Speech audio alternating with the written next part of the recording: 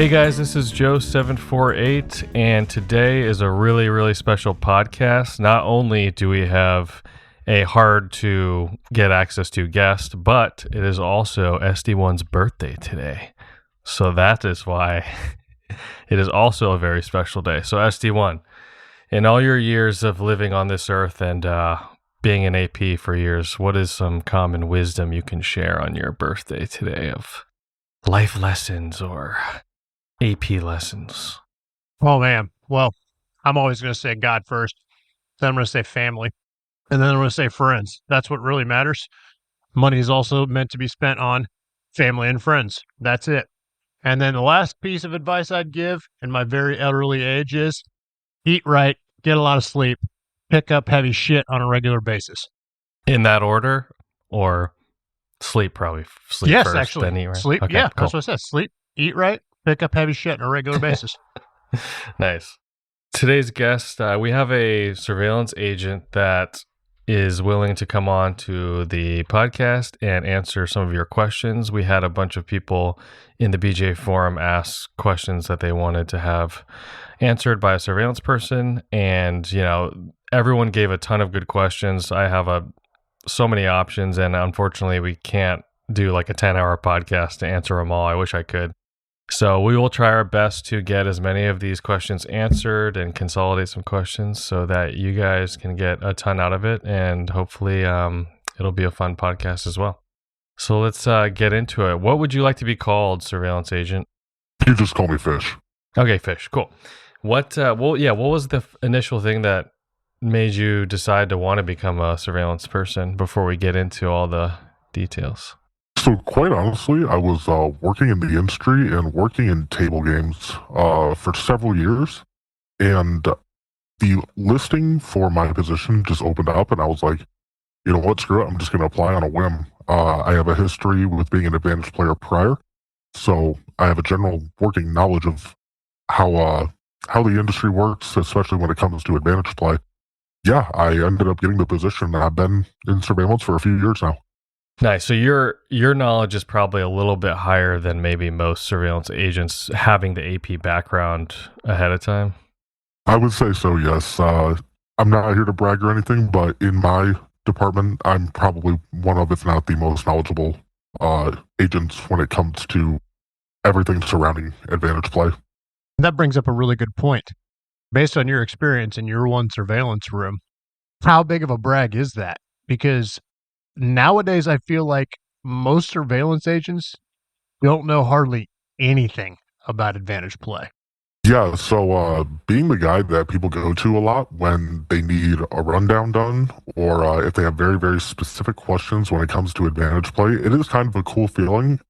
However, you are absolutely right, SD1. The general knowledge pool that the average agent has about advantage play, specifically revolving around blackjack, is absolutely so baseline. There's a lot of weaknesses within most agents' knowledge bases. That's what we figured. What does the typical surveillance worker pay attention to the most? Is it the tables, the entrances, the cage, the general floor, the employees? How is it divided up, your attention? So surveillance, first and foremost, is a gaming department. So my attention and the attention of my fellow agents, 90% of the time revolves around table games. Quite honestly, on one of my alternate monitors, I leave the high limit room, just an overview shot of the high limit room up so I can see whenever somebody comes into the high limit room. Other than that, I'm watching games where dealers frequently make mistakes a lot, just because that is something large within the scope of our job that we have to do is we have to identify mispays and rectify those to make sure we're not having too much financial slippage out on the gaming floor. Yeah, if there's like 20 tables, how are you able to find mispays all over the place? You kind of have an idea after doing the job for a while of what tables are most commonly mispaid, and even more so than that, what individual dealers are, more prone to mispay than others. So either A, I'll follow a dealer around, or B, I'll just kind of keep those specific games up. That brings up a really good point. Make sure all you guys caught that. If there is a dealer that is prone to mispay, he's following them around. So that should tell everybody something. You think you found a dealer that is making some mistakes in your favor and that's giving you some extra EV. process that for a second, because Fish here is like, yeah, I know they mispay too. So what does that do for you? And I mean, Fish, have you ever ran into a situation where like an AP is like, okay, this dealer's not so great, and been able to pick off an AP just because of that? Oh, absolutely. Not even in blackjack. The most common game, actually, where I get hole carders from weak dealers and dealers that mispay is Mississippi Stud, because it is a game that if you know the hole card, you have an insanely high advantage. And there are some dealers that do not do a good job whatsoever of protecting that hole card. Blackjack is pretty easy to identify hole carders very quickly, just because of how basic strategy changes so much when you know the dealer's hole card. Mississippi Stud, though, is one where you have to be very highly trained in how the game works and the basic strategy of the game in order to actually pick it off. Yeah, it's one of those games where game protection is an absolute must. So if I see a dealer that isn't protecting their game, I'm keeping eyes on them to make sure that we can get them off of that game if it is needed. Yeah, speaking of that training, as far as like advantage play, how much training does the casino actually provide the surveillance agents, or does it vary just so much property to property? So it's going to vary from property to property. What I can attest to from other agents I've spoken to who have worked at other properties, in addition to the training I've received myself, it's anywhere from 6 to 8 weeks of actual on-site training of between learning different casino procedure, what they do on a shift-by-shift basis, learning basic advantage play strategies, cheating strategies, working with the gaming commission, stuff like that. And we also have some hands-on training opportunities where we will work with some of the higher-ups in the table games departments, and they will actually show and demonstrate different classes on game protection in addition to live procedure in a training room setting. Who's doing the teaching? Usually it's either the casino manager, assistant casino manager, or even some of the higher up people in surveillance will actually host the trainings who have the experience in game protection and have the overall experience just within the industry as a whole. What would you say are like the key things that give card counters away outside of moving their bets? So outside of spreads, one thing that I actually look for is the topmost used deviations. I mean, it's going to be taking insurance, and then also too doing some very egregious things, like not very common things like splitting tens. You don't really see that stuff too much. But the number one sign of an AP that I see is taking insurance on that true 3 and higher. I kind of redact actually my last statement that I said. The number one biggest sign is a refused name buy-in, actually. That alone automatically sets off red flags. So for those who don't know, when you refuse your name and you don't give a player's card, just give ID when you have to, but don't actually provide a name and don't want to sign up for a player's card, the threshold at which floor supervisors have to call us to request coverage be provided is so low. It is anywhere. I've heard properties doing it as low as $300 buy-ins with an average wager of $25 or higher. Some properties are higher where it's $1,000 to $1,500, but right around the average for refused name for coverage to be requested and actively provided against that player is around $500 to $1,000 with a $50 or higher average wager. So that refusal, if you're going in as a refused name and you're actually playing, in high limit, I know about you. Not necessarily I know who you are, but I know that you're here. Another one that I also see is mid-shoe buy-ins when you already have money in front of you. That is a massive red flag to me. Because if you already have money in front of you and you're going in to make a huge buy-in, okay, I'm already watching that table. And now I see that you are attempting to get more checks so you can bet way higher of a spread than what you're betting right now. It's a dead giveaway, that mid-shoe buy-in. In addition to that as well, players that rat hole checks out of their pocket. So players that bring a certain amount of checks to the table and then throughout their session or when the count gets high, they reach in their pocket, they grab more checks to try to divert attention as well. That's something I'm paying attention to. Oh, wow. So you think that's more suspicious than someone having a bunch of chips out in front of them? Absolutely. Like, for instance, yesterday on my shift, we had a player, guy was an absolute ploppy. Regardless, he had a stack of black and purple in front of him that looked like he was playing no limit hold'em, but he was such a massively losing player. Like, stack size is never truly indicative of an advantage player, just because anybody can get lucky in the short term. And also too, advantage players are aware of their image. They're smart people by nature. So they usually don't even want to have a large amount of checks in front of them because they believe it draws heat. However, though, that's not necessarily something I look at or something that I even count into my factors when I'm looking at performing a back off on an advantage player, just because I know that advantage players, like I said, are very aware of their image.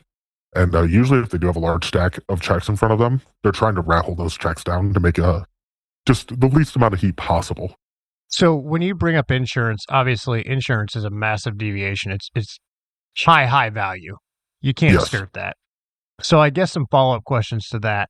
Number one, so you're an advantage player and have knowledge of AP life. So would you think that most surveillance people are also keying in on insurance decisions or some of the things you brought up? So agents are starting to get wiser to deviations because knowledge is becoming widely available amongst the surveillance community that having a good bet spread is not the way you maximize EV. You have to know those deviations as well. So agents are starting to go out on their own and either A, learn the deviations by memory, or B, they'll just have a chart of the illustrious 18 up on one of their active computer screens. And when they're running someone down, they'll just go ahead and follow the deviation chart as well. So as a community, it's becoming a little bit more wise. However, this is not knowledge that is taught in our training on blackjack and blackjack advantage play. Okay. So one more follow-up question. Insurance. So let's say I sit down, I'm a player. Let's say you're even watching me for one reason or another, and I have a $50 bet out, counts neutral or negative, and I take insurance. What does that do to you moving forward looking at me? So it piques my interest a bit. However, though, usually when you see insurance, especially on smaller bets like that, I discount it and I write it off just because I know in advantage play, insurance is only plus EV on that truth or higher, and that's at a point where you're going to be at a higher point in your bet spread anyways. So if you're at that $50 bet level, it just depends on what the table minimum is. Like if it's on a $10 table and I see a $50 bet and insurance is taken, okay, that's going to pique my interest. I'm going to keep my eye on that player, possibly perform a rundown if I have the free time to do so. If it's in high limit though, where we're dealing with $50 minimums higher, you know, that $50, $100, $200 bet, insurance being taken on that, no, I'm kind of discounting that and just writing it off. Okay, so I should have clarified more. $50 min table, I'm taking insurance on $50. What does that do in terms of how you view the player?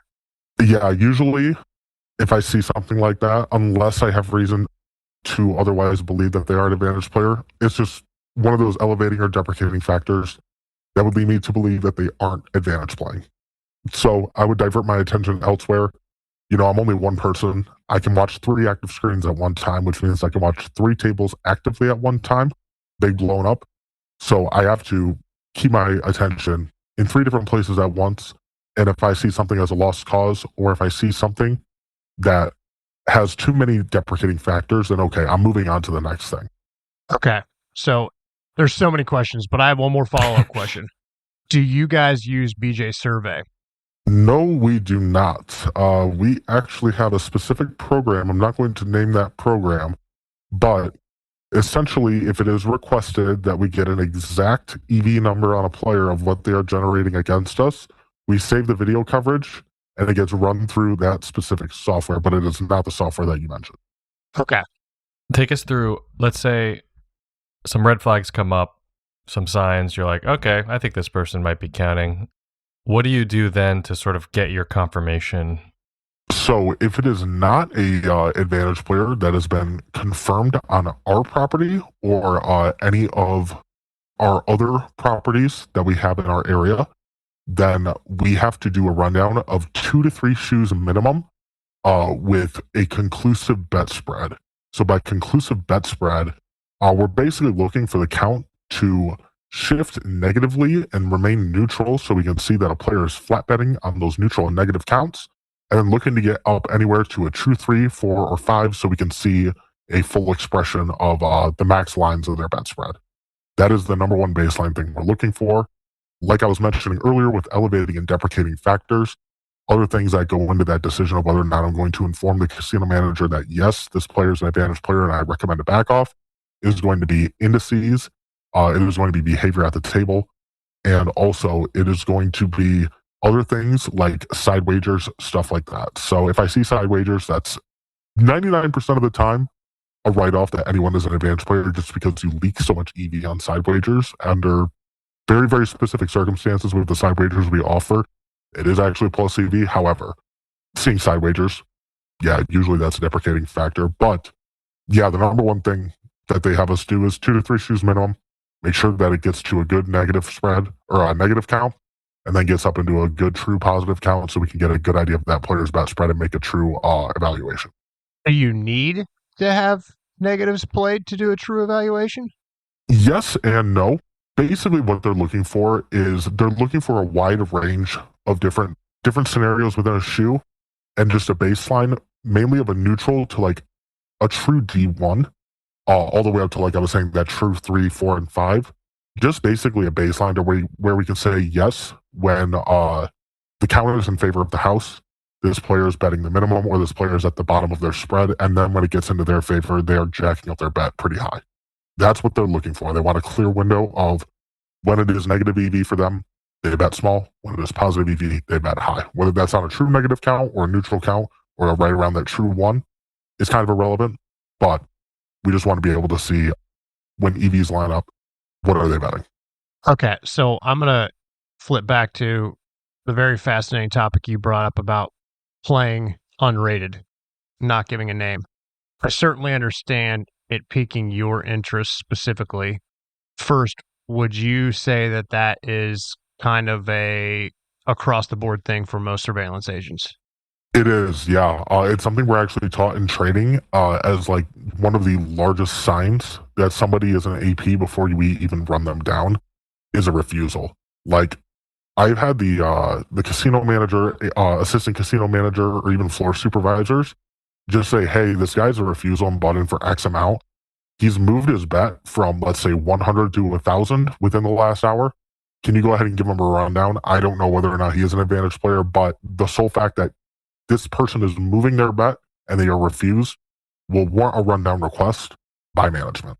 You also brought up the really low limit of it piquing your interest. So I guess sidebar question, how many people do you have to divert your attention to because they don't play with a card and they buy in for like $300 or $500? I mean, that would seem like you would actually have to run down a lot of people that are not APs. It is a lot. However, I have a very intimate knowledge of the game rules at the property I work at. So I know there are certain tables to where somebody who's a floor supervisor who doesn't have any advantage play knowledge calls up and says, hey, I have this guy here. He's a refusal. He bought in for $400. Can we go ahead and run him down? I will say, okay, sounds good. Hang up the phone and literally just go about my business for 5 minutes, pretending like I'm doing something. Not in the room, but I'm actually doing things that are not that rundown. But make the floor think I'm actually doing a rundown, call him back in like 5 minutes and say, like, yep, he's good. He's not advantage playing. So that's an you're an exception, though. Again, I want to bring that up with your base knowledge. Okay. I wanted to go back real quick to the flyer thing. For example, did you say like, oh, if you get a flyer from a sister property, whatever, you don't have to do as much evaluation? But if you... No. Okay. Let's say you get a flyer from a totally different property, maybe even from another state or something, for example. How much weight do you give that flyer? Or do you just ignore it? It depends on what room actually reported it and created the flyer, or what state it came from if we're looking at something that's a database like Red Hand. There are some surveillance rooms.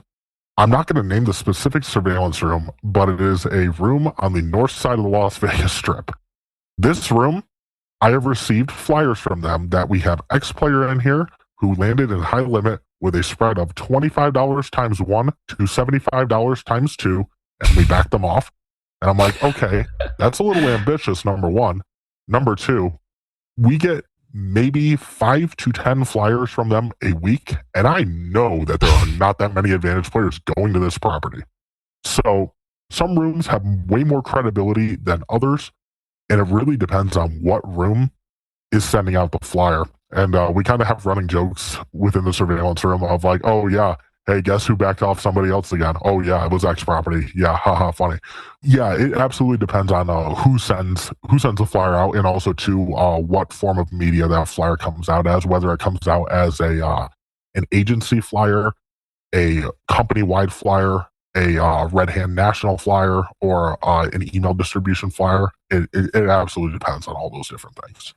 I don't want you to confirm or deny, but you must have seen a flyer from Jerry's Nugget from me maybe a few months ago. But don't confirm or deny. I will not confirm or deny.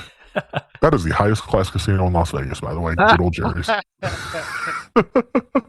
What are some things counters do that they think buys them time but actually doesn't, similar to like the rat holing chips, I guess? Hedging their spreads, especially after they've already shown a max exposure. Like, for instance, a few months ago, we had a guy who thought he was super clever in high limit because his first shoe or so, the count ended up getting up to like a true 6. He was at one spot at 100, then he was at 2 spots at 1500. Next shoe, it happens again. He gets up to a true 6 again, and now he's only at one spot of 900. And I'm like, okay, yeah, you're betting less, and I know what you're trying to do. However, you've already done the thing. We've already seen it happen. In addition to that as well, I would say some of the other like common hedging things that you guys have talked about in the past, whether it's token dealers or trying to play big out of the first hand of a shoe, or playing these side bets and stuff like that when you are at a higher spread. One of the things, yeah, that's actually really funny, and I would like to talk about that. A lot of APs think that if they go big or if they go above their minimum spread, first or second hand of a shoe, first couple hands of a shoe, that is going to just draw heat away from them. I'm telling you right now, it does not. You're just leaking EV by doing that. Is it more suspicious to play heads up? Do you even buy any time being at a busier table? No, you don't buy any time by being at a busier table. With how much surveillance firms communicate nowadays, your picture is out there and it's circulating. I don't care who you are. Even if you're a refused name and we don't have your name, we have your picture. And as soon as you get backed off from one property, consider it like an entire, I would say, region-wide back off. So let's say you're in Las Vegas. You're in the entire Southwest United States, if not more. And with websites like Griffin and Red Hand, where I can log into one of these websites and I can see, oh, let's see everyone in the country who's been backed off for the day. It's more or less a cat and mouse game of recognizing faces. And if I see somebody else popping in new to high limit, I'm going to take a look at them. Even out on the general gaming floor, if it's on a game that I know that can be beaten, I'm going to take a look at you, for at least look at your face, not even necessarily look at your play. Playing heads up, though, no, I would not consider it to be more suspicious. The only thing is when you play heads up, especially when the rest of the casino or even just the rest of the high limit room is dead, if I don't have anything I'm doing, I'm going to watch you out of sheer boredom. So you're just attracting attention to yourself in that way if you're coming in at 4 or 5 o'clock in the morning when there are all of 5 people in the casino in table games playing. All right, this is a big topic. Speaking of faces, facial recognition. What's the consensus? There's a lot of, everyone is so divisive on this topic. What is the reality right now? So the reality is facial recognition exists and it's damn good. It can be beaten though, but it is damn good. I will not say what the specific cameras look like, but all I can say is the typical casino camera you see, the facial recognition camera looks far, far different, and they're usually positioned at entrances and exits in addition to near the cage. So, with that being said, I actually had quite a long talk with a coworker about this the other day. There are actually several different ways you can beat facial recognition. Number one, when you walk into a property, you can simply take your damn head and point it down. Look at your phone, pretend like you're busy walking somewhere doing something, just keep your damn head down. Also, hats, different things like that, even glasses can screw it up and get a not good read or hit a false positive read. False positives are way more common than people think too. Being able to just kind of be aware of where you are in the casino and what casinos want to be able to protect the most. So there are things that are protecting the most are getting in there and where the money is, being the cage. So when you're around those areas, just kind of keep your head down. Or also, face masks have become so prevalent in society due to COVID-19 and the whole entire 2020 pandemic that if you're wearing a face mask, you're not really drawing any attention to yourself. I would say about 10 to 15% of the patrons who come onto our property are wearing face masks. And most of them, if not any of them, are APs. I don't think I've ever backed off an AP in all of my time that was wearing a face mask, believe it or not.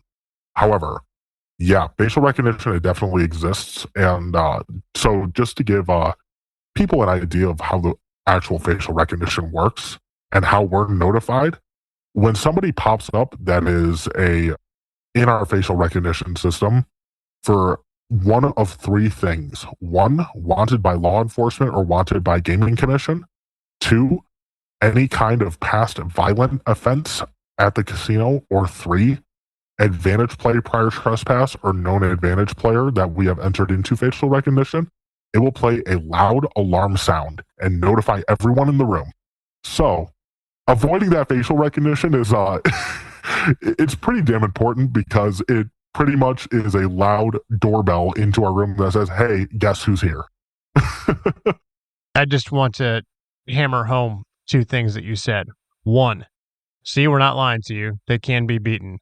Two, the positions of them. Facial recognition cameras are expensive, and to his point, they do look very different. And once you know what they look like, by the way, Google's your friend. You can also see that they are not located over tables, guys.